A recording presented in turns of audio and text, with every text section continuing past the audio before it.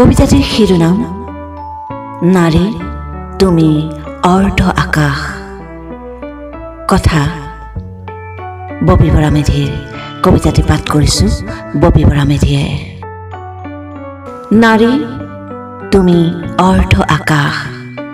নাৰী তুমি সাগৰ সদৃশ বিশাল হৃদয়ত কেতিয়াবা মাতৃৰূপে অনন্তহীন মমতাৰে, কেতিয়াবা ভগ্নীৰূপে অফুৰন্ত চেনেহেৰে, আৰু কেতিয়াবা পত্নীৰূপে অজস্ৰ প্ৰেমেৰে সকলো মনুষ্যকে বান্ধি ৰখা এই সংসাৰত।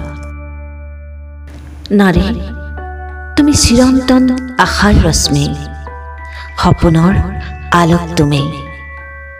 মাটিৰ পৰা আকাশৰ দিগবলয়লৈ সিঁচা জীৱনৰ সুৰ। নাৰী তুমি ধৈৰ্যৰ সঁচা প্ৰতীক, সহনশীলতা তোমাৰ আভূষণ। তুমি সংসাৰৰ অসীম যাত্ৰাৰ পথিক, বিধিৰ বাধা বেদনা কষ্টয়ো কেতিয়াও কৰিব নোৱাৰে তোমাক অৱসাদগ্ৰস্ত। নাৰী তুমি সৰ্বদা সৃষ্টিৰ মূৰ্তি, আন্ধাৰৰ বুকুত আশাৰ জ্যোতি। নৱজীৱনৰ এক নতুন গতি তুমি, তুমি এই জগতৰ মাতৃ। নাৰী তুমি অসীম শক্তিৰ সম্ভাৰ, শক্তিৰ প্ৰতীক তুমি। সাগৰৰ দৰে গভীৰ তুমি, আকাশৰ সমান বিশাল তুমি। তুমি প্ৰেমৰ অনন্ত পুথি, তুমি জীৱনৰ তৰংগ।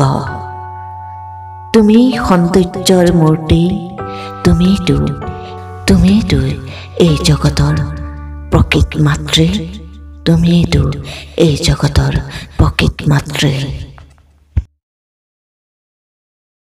ধন্যবাদ। যদি ভাল পালে অনুগ্ৰহ কৰি ছাবস্ক্ৰাইব কৰিব, লাইক কৰিব, কমেণ্ট কৰিব, লগতে শ্বেয়াৰ কৰিবলৈ নেপাহৰিব।